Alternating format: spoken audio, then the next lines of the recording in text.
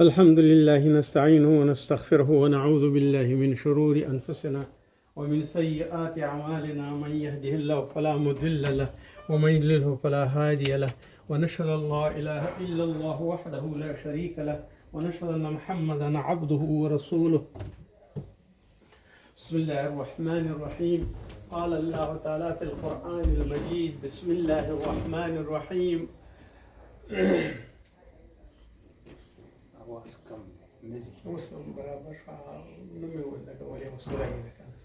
بسم الله الرحمن الرحيم. إن الله يأمر بالعدل والإحسان وإيتاء ذي القربى وينهى عن الفحشاء والمنكر والبغي يعظكم لعلكم تذكرون. وقال رسول صلى الله عليه الصلاة والسلام عن نواس بن سمعان قال: سألت رسول الله صلى الله عليه الصلاة والسلام عن البر والإثم فقال: البر حسن الخلق والإثم ما حاك في صدرك وكرهت أن يطلع عليه الناس.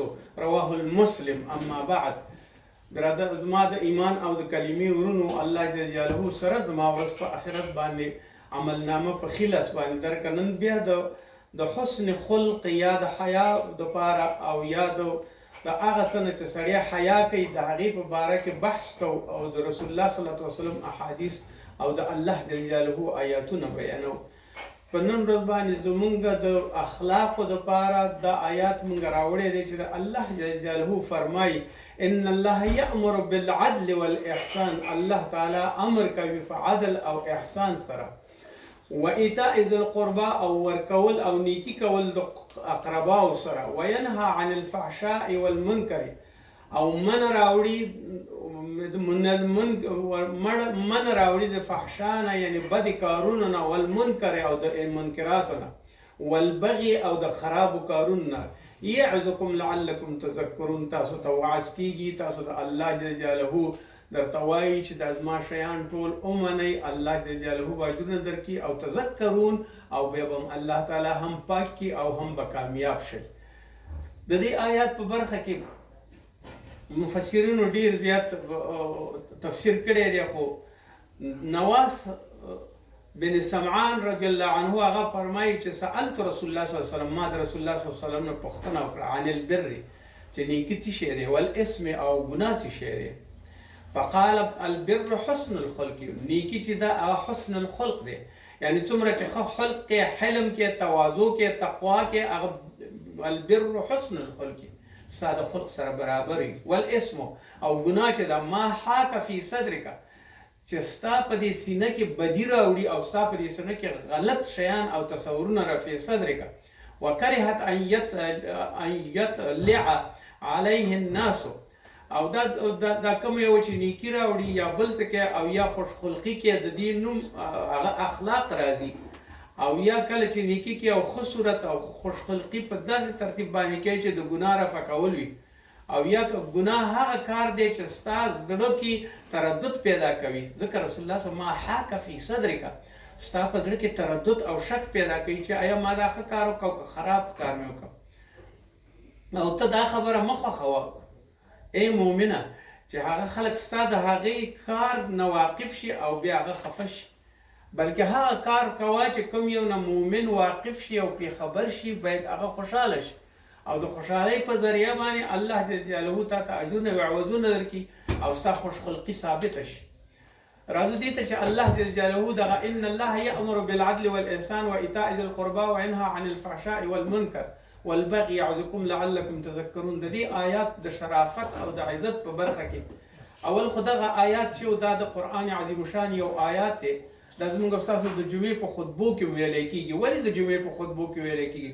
ځکه چې عمر بن عبدالعزیز فرمایي چې ما د دې نه بهتر آیات ونه لیده. ولې مې بهتر آیات ونه؟ ان الله یأمر، دې باندې امر کړی الله تعالی په څه شي باندې؟ العدل، په عدل باندې، یعنی برابرۍ او سموالي باندې، والاحسان او په احسان کولو باندې او نیکی کارونو باندې او ښه خلقونو باندې، و ایتاء ذی القربى ورکړه کول د خپل خپلوانو دپاره، یعنی خپل محبت ورسره ساتل. دا درې شیان شو. یو د انسان دپاره عدل، یو د انسان دپاره احسان، او یو د انسان دپاره اقربا پروری او اقرباو سره احسان کول.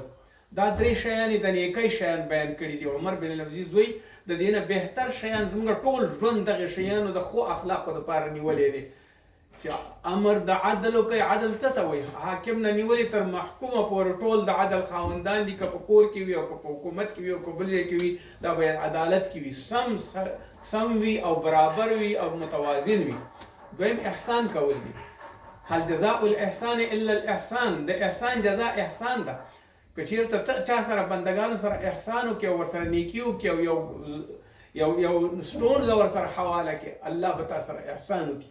الله جل جلاله په دې باندې وایي چې احسان درسره و ایتاء ذی القربی، دا د خپلو اقرباو پرورش او د خپلو اقرباو جوړول او د هغې سره مړی او ژوندی کول او احترام یې کول او د هغوی سره پوښتنه کول، د مریض پوښتنه کول، د نورو تکلیفونو پوښتنه کول او خوشحالۍ کې ورسره برخه اخیستل د دې نه اوچت، ځکه چې الله جل جلاله ایتاء ذی القربی ویلي. او د ایتاء ذی القربی معنا دا ده چې واعبدوا الله ولا تشركوا به شيئا وبالوالدين احسانا وبذي القربى واليتامى والمساكين والجار ذي القربى والجار الجنوب وصاحبه بالجنب. تاسو نیکی او الله عبادت کوي او د الله سره شریک مه راوړئ او بیا نیکی وکړئ د والدینو سره، د خپلو خپلوانو سره، کوم یو چې ستاسو والدین دي او مور او بالوالدین د والدینو سره، او بیا د ذی القربى هغه څوک چې ستا خپلوان دي قرآن عظیم الشان فرمایي د هغو سره نیکي وکړئ ذی القربى. بیا والمساکین او بیا د مسکینانو سره او هغه څوک چې احتیاج خلک وي د هغو سره وکړه. بالوالدین والاقربین او هغه څوک چې ستا سره نږدې وي، که هر څوک وي، دې کې نه چې یو صنف سره یو کې ټولو خلکو سره څومره چې اقربا دي هغو ټولو سره احسان وکړه. ځکه الله جل جلاله د خپل نوم سره او د خپل عبادت سره واعبدوا الله ولا تشركوا به شيئا، د دې سره د مور او پلار او د خپلو خپلوانو د دې احسان کول دا ذکر کړي دي په قرآن عظیم الشان کې. دلته عمر بن عبدالعزیز هم وایي چې د دې آیات نه بهتر آیات بل یو ځل نشي کېدلی، ځکه عدل موږ پورې ټول عمر تړلی دی، احسان موږ پورې تړلی دی، زموږ وظیفه ده. او د ذی قرباو یا د اقرباو سره خپلوي کول او یا دوستي کول او یا ترحم کول دا زموږ ستاسو وظایف دي او په دې باندې الله موږ تاسو ته اجر راکوي. ځکه قرآن عظیم الشان په هر ځای کې د اقرباو ستاینه کړې ده. د دې په مقابل کې مثلا یو په خپل اصل دی او یو ضد د هغې دی، ضد د هغې دی، یعنی مخالف سایډ دی. کوم یو چې موافق سایډ و هغه عدل و احسان او د اقرباو سره نیکي و، او اوس هغه مخالف یا خلاف سایډ دی چې فحشا ده. فحشا چې څه ته وایي؟ د زنا نه نیولې، تر غلا نه نیولې، د قطع او طریقې نه نیولې، ټول هغه کبائر ظلمونه دي او ګناه ده چې خلک یې کوي صبورۍ او تر نور شیانو پورې چې د دې نه قتلونه او د هر څه په کې شامل، فحشا کې شامل دي. والمنکر او هغه څه چې منکرات دي، یعنی د هغې یو درجه ټیټ دي، په هغې باندې هم مثلا غیبت کې یا بل څه کې یا بل څه کې یا د خلکو سره بدي کې یا چاته کنځلې کې یا چا سره بد سلوک کې، دا ټول منکرات دي، باید د دې نه سړی لرې وي. والبغي او د بغي یعنی فحشا نه باید سړی لرې وي. بغي یعنی کله چې ته د الله نه باغي شي نو بیا به د الله تعالی د حکم مقابل کې ته به غلام کې، ته به زنام کې، ته به نور هغه کارونه وکړې چې ټول انسانان درنه په تنګ وي، نو د بغي نه به ځان ساتي. نو دا درې شیان د نیکۍ چې بیان شوي دي په دې آیات کې، او دا درې شیان چې دي دا د بدۍ دپاره بیان شوي دي. د دې دواړو صنفونو یا د دې دواړو کلاسونو کې ټول ژوند د انسان داخل دی. که هغې کې هر څه سلوکونه وي، که هر څه اخلاق وي، که هر څه روابط وي، که هر څه دا د دود و دستور وي، دغه ټول په دې کې داخل شوي دي. یعظکم لعلکم تذکرون، دا تاسو ته ځکه دا موعظه الله تعالی درکړې او درته یې وایي چې لعلکم تذکرون، چې تاسو دې کې فکر وکړئ او دې سره پاک شئ، صفا شئ. الله جل جلاله به درته اجرونه او عوضونه درکړي. که چېرته یو مؤمن دغه آیات په صحیح صورت سره په ځای باندې راوړي نو الله جل جلاله به ورته ډېر زیات اجرونه ورکړي او یو بهترین ژوند به ورته ورکړي. او کوم یو چې ما د حدیث شریف ولوست، د هغې کې هم همدا چې خوشخلقي یو بهترین شی د الله جل جلاله په دربار کې، او د الله جل جلاله دربار ډېر زیات لوی د هر څه دپاره خپل ځای لري. او د حسن خلق په باره کې علما داسې لیکي چې یعنی خوشخلقي یا د ښو اخلاقو د ټولو نه محمد صلی الله علیه وسلم د طرف چې کوم یو شیان بیان شوي دي د دنیا په مخ کې او چې شی وړاندې کړي دي خپل امت ته، یعنی شریعت، آداب، طریقت احوال حقیقت معرفت دغه ټول شیان چې محمد رسول الله صلی الله علیه وسلم بیان کړي دي او کوم وخت چې د بیبي عایشه صدیقې رضی الله عنها نه پوښتنه وشوه چې ورنه داسې تپوس وشو چې ای بیبي د حضور صلی الله علیه وسلم په باره کې څه فرمایي؟ هغې ویل چې وانک لعلی خلق عظیم. رسول صلی الله علیه وسلم دا آیات ورته ولوستو وانک رسول صلی الله علیه وسلم بېشکه په تحقیق سره رسول الله صلی الله علیه وسلم لعلی خلق عظیم د ډیرو غټو او کلکو او د ډیرو لوړو اخلاقو خاوندو. نو ځکه وانک لعلی خلق عظیم او بلا شبهه ته د خلق عظیم په مرتبه کې ای رسول الله صلی الله علیه وسلم او د دې فیضان او کامیابی لري. نو د رسول صلی الله علیه وسلم اخلاق څه کوم چې خلق عظیم سره تعبیر شوی دی، یعنی ټول نیکی د رسول الله صلی الله علیه وسلم په خپل میشن او د هغې په خپل رسالت کې داخلي وي. بیبي عایشه رضی الله عنه جواب د حضرت صلی الله علیه وسلم په نامه ورکړ چې خلق قرآن خلقه قرآن د رسول الله صلی الله علیه وسلم خلق قرآن او په قرآن کې څه شی دی؟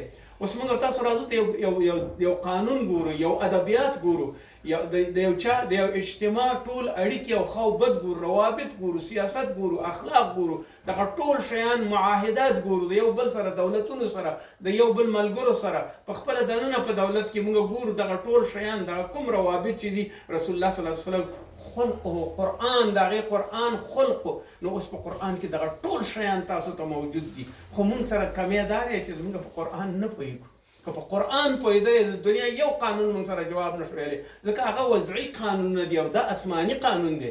د دې برتري په هر وخت کې ډېره زیاته ده او دا هغه تکمیلي قانون دی قرآن عظیم شان. عیسویانو کتاب تورات تیر شو، انجیل تیر شو، بل تیر شو، زبور تیر شو، ټولې صحیفې تیرې شو، په آخر کې الله جل جلاله هغه د هر یو قوم دپاره او د هر یو بنیاد دپاره او اسلام چې دی او قرآن چې دی دا د ټول جهان دپاره دی او هغه د یو وخت دپاره او پیغمبر مړ شو، هغه دین یې ملاړه خلاص شو او کله چې محمد صلی الله علیه وسلم وفات شو نو دین یې تر اوسه پورې ژوندی دی او الله جل جلاله حی لا یموت، الله کله نه مړ کېږي او هغه نه مرګ قبلی همیشه دپاره ژوندی دی. فلهذا دا کتاب یې موږ ته رالیږلی چې باید موږ دا په اخلاقو باندې تیر کړو. نن بیا چې موضوع د اخلاقو نو خوشخلقي پکې یو ډېر بهترین شی دی. الله جل جلاله په قرآن عظیم شان کې فرمایي الذي خلق الموت والحیاة لیبلوکم ایکم احسن عملا. د دې آیات د ترجمې نه د تبارک الذي آیات دی. نو د دې په باره کې داسې وایي علما وایي چې الذي الله هغه ذات دی چې خلق الموت ژوند یې پیدا کړی او الحیات حیات یې پیدا کړی. د څه دپاره یې پیدا کړی؟ ولیبلونکم ایکم احسن عملا. تاسو امتحان کېږئ، ورځ په ورځ ستاسو په سجل کې ستاسو په پارچه کې ستاسو کرام الکاتبین تاسو سره دلته حاضر دي. کرام الکاتبین همیشه دپاره تاسو سره حاضر وي په هر ځای کې چې وایي صرف په 3 حالاتو کې به در سره نه وي. کوم وخت کې چې ته خلوت کې د خپلې ښځې سره یا د خپلو خاوندانو سره او کوم وخت کې چې ته ساراګشت ته تېرېږي او کوم وخت کې چې ته یو بل کار کې چې هغه د حیا کار وي. دې وخت کې تاسو نه کرام الکاتبین جدا کېږي، نور دا نه د یو وخت نه نه جدا کېږي. نو دلته درته وایي احسن عملا. په دې باندې الله پوهېږي چې تا کم یو ښه عمل وکړه او کم یو ښه عمل دې کړی دی او د کوم ردیف دپاره او د کوم مقصد دپاره او د الله د خوشحالولو پکې رضا پکې څه شی وو او که نه وهو العزیز الغفور. الله جلاله ډېر غالب دی او غفور دی. فلهذا د نیکو اخلاقو انسانیت سړیتوب او د هغې درجه کول د یو انسان سمول دي، د یو انسان تهذیب کول دي. دا نن چې تاسو دا ګورئ چې دا ټول خلک ښایسته لباسونه اغوندي، دا ټول خلک ترقي کوي، دا ټول خلک قسمه قسم کارونه کوي، د دې دپاره یې کوي چې د دې یو تهذیب شي، یو نوي شي په هره لاره کې او په هره چاره کې د هغوی خپل یو ابتکار خپل ثابتوي چې دغه ابتکار مونږ کړی دی او د دې دپاره به وي. وعن عبد الله بن عمر رضی الله عنه وهغه فرمایي چې قال رسول الله صلی الله علیه وسلم ان من احبكم الی احسن اخلاقا. رسول صلی الله علیه وسلم وایي چې ما ته ډېر ګران سړی او ډېر نږدې سړی څوک دی چې خلق ښه وي او اخلاق حسن وي. دا یو بهترین خبره ده. فلهذا د اخلاقو مرتبه ډېره لویه ده. دا درېیمه جمله ده چې موږ د اخلاقو په باره کې خبرې کوو. او رسول الله صلی الله علیه وسلم فرمایي چې ان من خياركم احسنكم اخلاقا. ستاسو نه بهترین سړی کوم یو دی؟ هغه څوک دی چې اخلاق یې ښه وي، یعنی اخلاق ستاسو نمایندګي کوي، ستاسو سفیر دی، ستاسو نماینده دی چې تاسو هر رقم کوئ نو په هماغه ترتیب باندې به الله جل جلاله تاسو سره احسان کوي او الله جل جلاله به په هماغه اندازه باندې تاسو نیاز برابرۍ او هغې باندې به هم جوړئ او په لار او د اسلام باندې به هم برابرئ او ژوند او مرګ د دې لپاره چې ستا سجل لیکل کېږي، کرام الکاتبین یې لیکي او ورځ په قیامت به درته دا سجل واځئ چې ای بنده دا ستا سجل دی وایي ګوره په خپله بیا ګورې. اوس موږ ګورو په هوا کې ټول غږونه موجود دي، هغه راځي راتللی شي جمع کېدلی شي، فلهذا الله جل جلاله په هغه وخت زمان کې تا ته خپل ټول اعمال متصور کوي او مجسم کوي درته چې دا ستا اخلاق او دا ستا دی. نو ته په دې باندې پوه شه چې د اخلاقو صنف ډېر لوی دی او باب یې ډېر غټ دی او فصل یې ډېر پراخه دی. الله دې موږ تاسو ته توفیق راکړي. ربنا اتمم لنا نورنا واغفر لنا انك على كل شيء قدير. زموږ ورور درسره خبرې کوي، معرفي به درسره وکړي. په اخر کې ورته لږ مولانا صاحب لږ اعلان وکړي چې دا د هغه شاعر زموږ چې دی مطیع الله تراب د هغې فاتحه وروسته د مانځه دلته واخلو، دا به ډېره بهتره وي. زموږ به هم خدای تعالی ثواب وکړي او د هغې دپاره به هم الله